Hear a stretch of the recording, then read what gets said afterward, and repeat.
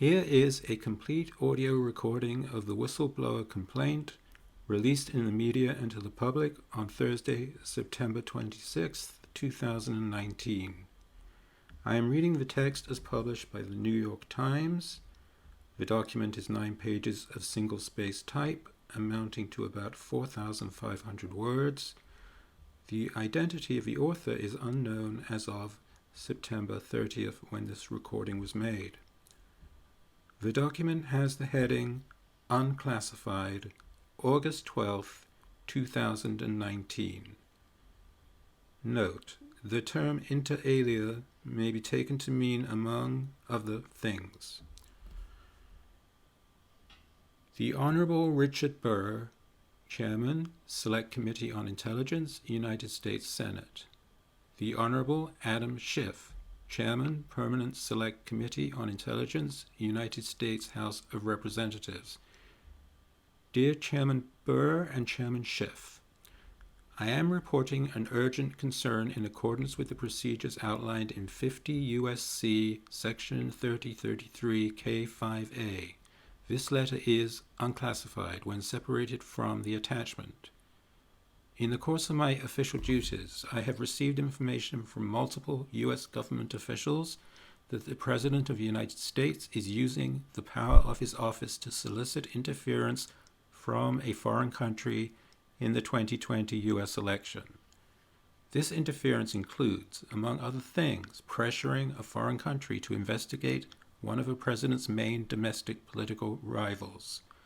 The President's personal lawyer, Mr. Rudolph Giuliani, is a central figure in this effort. Attorney General Barr appears to be involved as well. Over the past 4 months, more than half a dozen U.S. officials have informed me of various facts related to this effort. The information provided herein was relayed to me in the course of official interagency business. It is routine for U.S. officials with responsibility for a particular regional or functional portfolio to share such information with one another in order to inform policy making and analysis. I was not a direct witness to most of the events described. However, I found my colleagues' accounts of these events to be credible because, in almost all cases, multiple officials recounted fact patterns that were consistent with one another. In addition, a variety of information consistent with these private accounts has been reported publicly. I am deeply concerned that the actions described below constitute a serious or flagrant problem, abuse, or violation of law or executive order that does not include differences of opinions concerning public policy matters, consistent with the definition of an urgent concern in 50 U.S.C. Section 3033 K5G. I am therefore fulfilling my duty to report this information through proper legal channels to the relevant authorities. I am also concerned that these actions pose risks to U.S. national security and undermine the U.S. government's efforts to deter and counter foreign interference in U.S. elections. Page 2. To the best of my knowledge, the entirety of this statement is unclassified when separated from the classified enclosure. I have endeavored to apply the classification standards outlined in Executive Order EO 13-52-6 and to separate out information that I know or have reason to believe is classified for national security purposes. Footnote 1. Apart from the information in the enclosure, it is my belief that none of the information contained herein meets the definition of classified information, outlined in EO 13-52-6, Part 1, Section 1.1. There is ample open source information about the efforts I described below, including statements by the President and Mr. Giuliani. In addition, based on my personal observations, there is discretion with respect to the classification of private comments by or instructions from the President, including his communications with foreign leaders, information that is not related to U.S. foreign policy or national security, such as the information contained in this document when separated from the enclosure, is generally treated as unclassified. I also believe that applying a classification marking to this information would violate EO 1352-6 Part 1, Section 1.7, which states, "In no case shall information be classified, continue to be maintained as classified, or fail to be classified in order to 1. Conceal violations of law, inefficiency, or administrative error, or 2. Prevent embarrassment to a person, organization, or agency." End of footnote 1. If the classification marking is applied retroactively, I believe it is incumbent upon the classifying authority to explain why such a marking was applied and to which specific information it pertains. Number 1. The 25 July presidential phone call. Early in the morning of 25 July, the president spoke by telephone with Ukrainian President Vladimir Zelenskyy. I do not know which side initiated the call. This was the first publicly acknowledged call between the two leaders since a brief congratulatory call after Mr. Zelenskyy's won the president on 21 April. Multiple White House officials with direct knowledge of the call informed me that after an initial exchange of pleasantries, the president used the remainder of the call to advance his personal interests. Namely, he sought to pressure the Ukrainian leader to take actions to help the president's 2020 re-election bid. According to the White House officials who had direct knowledge of the call, the president pressured Mr. Zelenskyy to, inter alia, initiate or continue an investigation into the activities of former Vice President Joseph Biden and his son Hunter Biden. Footnote 2. It is unclear whether such a Ukrainian investigation exists. See footnote number 7 for additional information. End of footnote 2. Assist in purportedly uncovering that allegations of Russian interference in the 2016 U.S. presidential election originated in Ukraine, with a specific request that the Ukrainian leader locate and turn over servers used by the Democratic National Committee, DNC, and examined by the U.S. cybersecurity firm CrowdStrike, which initially reported that Russian hackers had penetrated the DNC's networks in 2016. Footnote 3. I do not know why the president associates these servers with Ukraine. See, for example, his comments to Fox News on 20 July. And Ukraine. Take a look at Ukraine. How come the FBI didn't take this server? Podesta told them to get out. He said, get out. So how come the FBI didn't take the server from the DNC? End of footnote 3. And meet or speak with 2 people the president named explicitly as his personal envoys on these matters, Mr. Giuliani and Attorney General Barr, to whom the president referred multiple times in tandem. Page 3. The president also praised Ukraine's Prosecutor General, Mr. Yuri Lutsenko, and suggested that Mr. Zelenskyy might want to keep him in his position. Note, starting in March 2019, Mr. Lutsenko made a series of public allegations, many of which he later walked back, about the Biden family's activities in Ukraine. Ukrainian officials' purported involvement in the 2016 U.S. election and the activities of the U.S. Embassy in Kiev. See Part 4 for additional context. The White House officials who told me this information were deeply disturbed by what had transpired in the phone call. They told me that there was already a discussion ongoing with White House lawyers about how to treat the call because of the likelihood in the officials' retelling that they had witnessed the president abuse his office for personal gain. The Ukrainian side was the first to publicly acknowledge the phone call. On the evening of 25 July, a readout was posted on the website of the Ukrainian president that contained the following line, translation from original Russian language readout. Donald Trump expressed his conviction that the new Ukrainian government will be able to quickly improve Ukraine's image and complete the investigation of corruption cases that have held back cooperation between Ukraine and the United States. Aside from the above-mentioned cases purportedly dealing with the Biden family and the 2016 U.S. election, I was told by White House officials that no other cases were discussed. Based on my understanding, there were approximately a dozen White House officials who listened to the call, a mixture of policy officials and duty officers in the White House Situation Room, as is customary. The officials I spoke with told me that participation in the call had not been restricted in advance because everyone expected it would be a routine call with a foreign leader. I do not know if anyone was physically present. In addition to White House personnel, I was told that a State Department official, Mr. T. Ulrich Breckbull, also listened in on the call.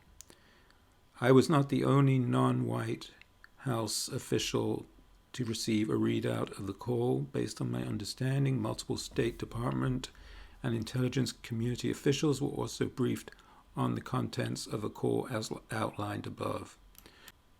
Number 2. Efforts to restrict access to records related to the call.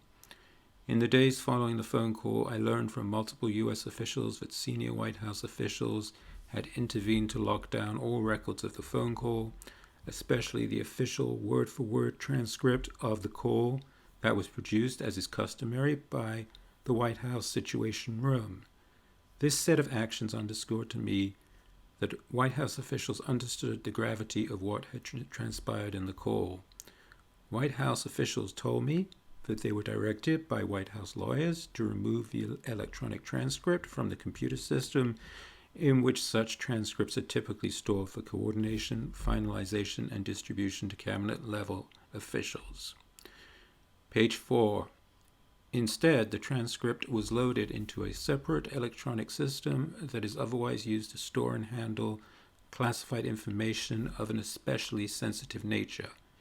One White House official described this act as an abuse of the electronic system because the call did not contain anything remotely sensitive from a national security perspective.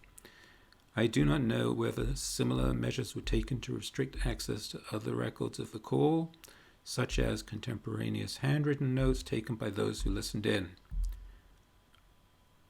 Number 3. Ongoing concerns. On 26 July, a day after the call, U.S. Special Representative for Ukraine negotiations Kurt Volker visited Kiev and met with President Zelenskyy and a variety of Ukrainian political figures. Ambassador Volker was accompanied in his meeting by U.S. Ambassador to the European Union Gordon Sondland. Based on multiple readouts of these meetings recounted to me by various U.S. officials, Ambassadors Volker and Sondland reportedly provided advice to the Ukrainian president leadership the demands of the president. I also learned from multiple U.S. officials that on or about 2 August, Mr. Giuliani reportedly traveled to Madrid to meet with one of President Zelenskyy's advisors, Andriy Yermak. The U.S. officials characterized this meeting, which was not reported publicly at the time, as a direct follow-up to the president's call with Mr. Zelenskyy about the cases they had discussed. Separately, multiple U.S. officials told me that Mr. Giuliani had reportedly privately reached out to a variety of other Zelenskyy advisors, including Chief of Staff Andrei Bodan and Acting Chairman of the Security Service of Ukraine, Ivan Bakanov. Footnote 4. In a report published by the Organized Crime and Corruption Reporting Project, OCCRP, on 22 July, 2 associates of Mr. Giuliani reportedly traveled to Kiev in May 2019 and met with Mr. Bakanov and another close Zelenskyy advisor, Mr. Serhiy Shafir. End of footnote 4. I do not know whether those officials met or spoke with Mr. Giuliani, but I was told separately by multiple U.S. officials that Mr. Yermak and Mr. Bakanov intended to travel to Washington in mid-August. On 9 August, the president told reporters, I think President Zelenskyy is going to make a deal with President Putin, and he will be invited to the White House, and we look forward to seeing him. He already been invited to White House, and he wants to come, and I think he will. He's a very reasonable guy. He wants to see peace in Ukraine, and I think he will be coming very soon, actually. Number 4, circumstances leading up to the 25 July presidential phone call. Beginning in late March 2019, a series of articles appeared in an online publication called The Hill. In these articles, several Ukrainian officials, most notably Prosecutor General Yuri Lutsenko, made a series of allegations against other Ukrainian officials and current and former U.S. officials. Mr. Lutsenko and his colleagues alleged inter alia. Page 5. That they possessed evidence that Ukrainian officials, namely head of the National Anti-Corruption Bureau of Ukraine, Artem Zitnik, and Member of Parliament Zahi Lyshenko, had interfered in the 2016 U.S. presidential election, allegedly in collaboration with the DNC and the U.S. Embassy. Footnote 5. Mr. Zitnik and Mr. Lyshenko are two of Mr. Lutsenko's main domestic rivals. Mr. Lutsenko has no legal training and has been widely criticized in Ukraine for politicizing criminal probes and using his tenure as prosecutor general to protect corrupt Ukrainian officials. He has publicly feuded with Mr. Zitnik, who heads Ukraine's only competent anti-corruption body, and with Mr. Lyshenko, a former investigative journalist, who has repeatedly criticized Mr. Lutsenko's record. In December 2018, a Ukrainian court upheld a complaint by a member of parliament, Mr. Borislav Rosenblatt, who alleged that Mr. Zitnik and Mr. Lyshenko had interfered in the 2016 U.S. election by publicizing a document detailing corrupt payments by former Ukrainian President Viktor Yanukovych. Before his ouster in 2014, Mr. Rosenblatt had originally filed a motion in late 2017 after attempting to flee Ukraine amid an investigation into his taking of a large bribe. On 16 July 2019, Mr. Lyshenko publicly stated that a Ukrainian court had overturned the lower court's decision. End of footnote 5.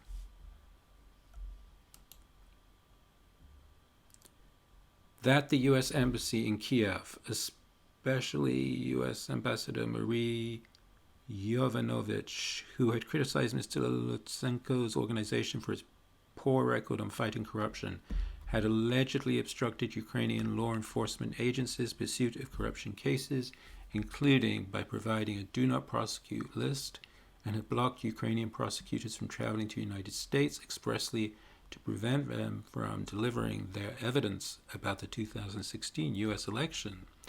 Footnote 6. Mr.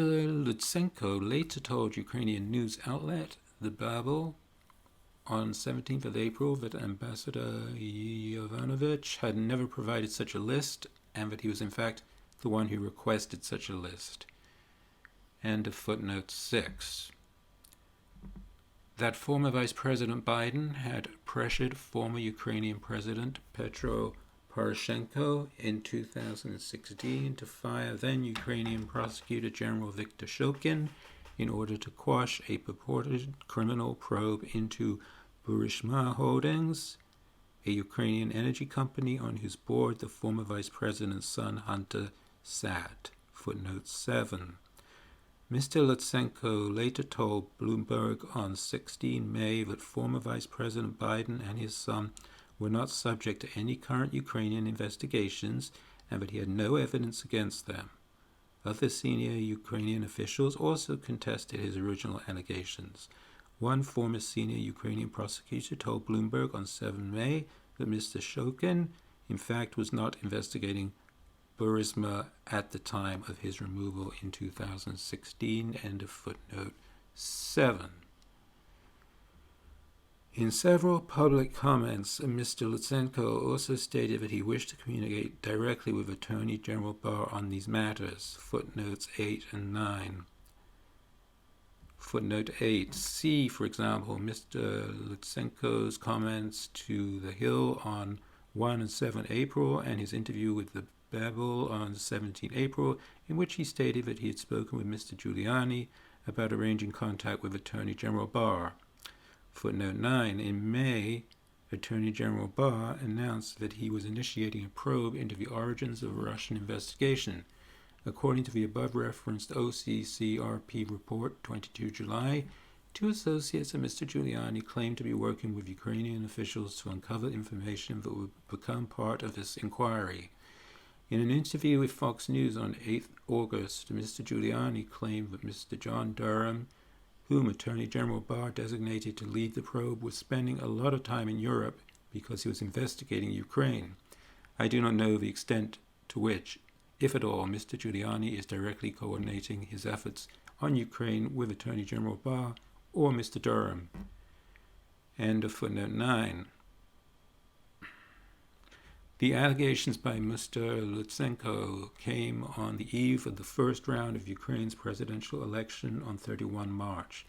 By that time, Mr. Lutsenko's political patron, President Poroshenko, was trailing Mr. Zelenskyy in the polls and appeared likely to be defeated. Mr. Zelenskyy had made known his desire to replace Mr. Lutsenko as Prosecutor General. On 21 April, Mr. Poroshenko lost the runoff to Mr. Zelenskyy by a landslide. See enclosure for additional information.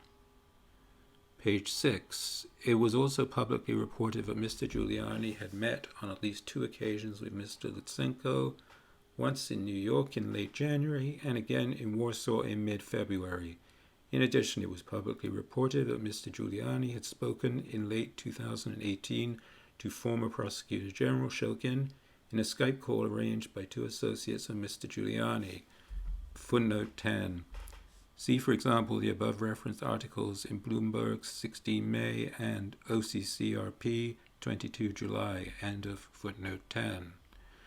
On 25 April, in an interview with Fox News, the president called Mr. Lutsenko's claims big and incredible and stated that the Attorney General would want to see this. On about 29 April, I learned from U.S. officials with direct knowledge of the situation that Ambassador Yovanovitch had been suddenly recalled to Washington by senior State Department officials for consultations and would most likely be removed from her position. Around the same time, I also learned from a U.S. official that associates of Mr. Giuliani were trying to make contact with the incoming Zelenskyy team. Footnote 11. I do not know whether these associates of Mr. Giuliani were the same individuals named on the 22 July report by OCCRP referenced above. End of footnote 11. On 6 May, the State Department announced that Ambassador Yovanovitch would be ending her assignment in Kiev as planned. However, several U.S. officials told me that, in fact, her tour was curtailed because of pressure stemming from Mr. Lutsenko's allegations. Mr. Giuliani subsequently stated in an interview with a Ukrainian journalist published on 14 May that Ambassador Yovanovitch was removed because she was part of the efforts against the president. On 9th of May, the New York Times reported that Mr. Giuliani planned to travel to Ukraine to press the Ukrainian government to pursue investigations that would help the president in his 2020 re-election bid. In his multitude of public statements leading up to and in wake of the publication of this article, Mr. Giuliani confirmed that he was focused on encouraging Ukrainian authorities to pursue investigations into alleged Ukrainian interference into the 2016 U.S. election and alleged wrongdoing by the Biden family. Footnote 12. See, for example, Mr. Giuliani's appearance on Fox News on 6 April and his tweets on 23 April and 10 May. In his interview with the New York Times, Mr. Giuliani stated that the president basically knows what I'm doing. Sure, as his lawyer.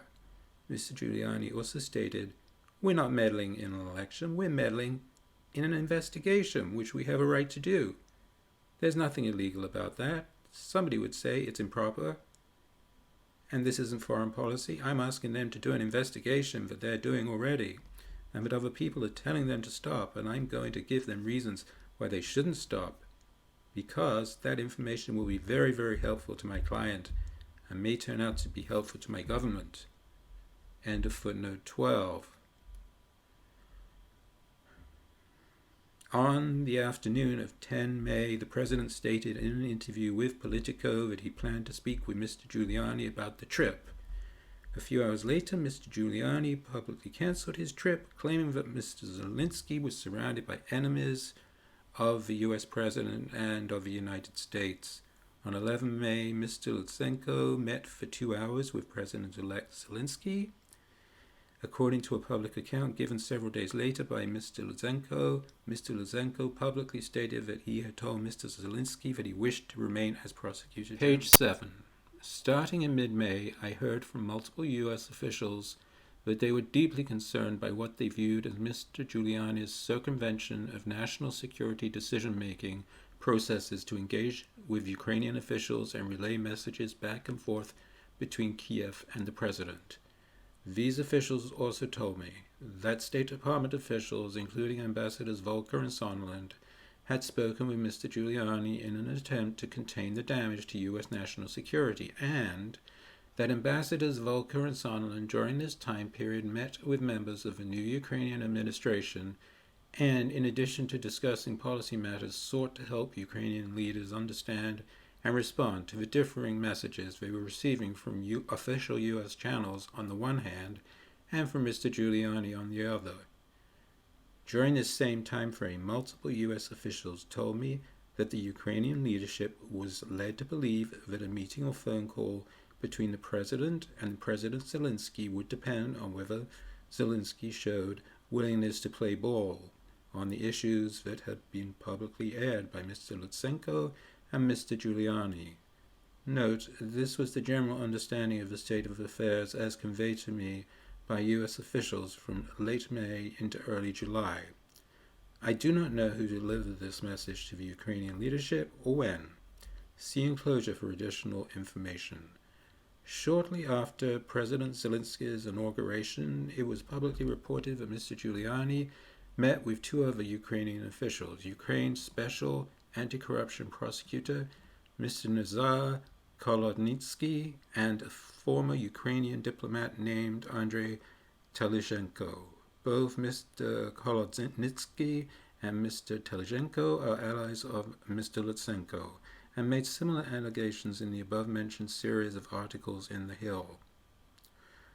On 13 June, the president told ABC's George Stephanopoulos that he would accept damaging information on his political rivals from a foreign government. On 21 June, Mr. Giuliani tweeted, "New press of Ukraine still silent on investigation of Ukrainian interference in 2016 and alleged Biden bribery of Poroshenko. Time for leadership and investigate both if you want to purge how Ukraine was abused by Hillary and Clinton people." In mid-July, I learned of a sudden change of policy with respect to U.S. assistance for Ukraine. See enclosure for additional information. Enclosure, classified appendix. Pages 8 and 9 belong to a classified appendix, marked as top secret, but struck through, and there are several redactions, including 2 paragraphs. Supplementary classified information is provided as follows. Additional information related to Section 2. According to multiple White House officials I spoke with, the transcript of the President's call with President Zelenskyy was placed into a computer system managed directly by the National Security Council, NSC, Directorate for Intelligence Programs. This is a standalone computer system reserved for code word level intelligence information such as covert action. According to information I received from White House officials, some officials voiced concerns internally that this would be an abuse of the system and was not consistent with the responsibilities of the Directorate for Intelligence Programs. According to White House officials I spoke with, this was not the first time under this administration that a presidential transcript was placed into this code word level system solely for the purpose of protecting politically sensitive rather than national security sensitive information. Additional information related to Section 4, first paragraph, redacted. I would like to expand upon two issues mentioned in Section 4 that might have a connection with the overall effort to pressure the Ukrainian leadership, as I do not know definitively whether the below-mentioned decisions are connected to the broader efforts I describe. I have chosen to include them in the classified annex if they indeed represent genuine policy deliberations and decisions formulated to advance U.S. foreign policy and national security. One might be able to make a reasonable case that the facts are classified. I learned from U.S. officials that on or around 14 May, the President instructed Vice President Pence to cancel his planned travel to Ukraine to attend President, redacted paragraph, Zelenskyy's inauguration on 20th of May. Secretary of Energy Rick Perry led the delegation instead. According to these officials, it was also made clear to them that the President did not want to meet with Mr. Zelenskyy until he saw how Zelenskyy chose to act in office. I do not know how this guidance was communicated or by whom. I also do not know whether this action was connected with broader understanding described in the unclassified letter that a meeting or phone call between the President and President Zelenskyy would depend on whether Zelenskyy showed willingness to play ball on the issues that had been publicly aired by Mr. Lutsenko and Mr. Giuliani. On 18th July, an Office of Management and Budget (OMB) official informed departments and agencies that the President earlier that month had issued instructions to suspend all U.S. security assistance to Ukraine. Neither OMB nor NSC staff knew why this instruction had been issued. During interagency meetings on 23rd July and 26th July, OMB officials again stated explicitly that the instruction to suspend this assistance had come directly from the President, but they still were unaware of a policy rationale. As of early August, I heard from U.S. officials that some Ukrainian officials were aware that U.S. aid might be in jeopardy, but I do not know how or where they learned of it. That is the end of the document.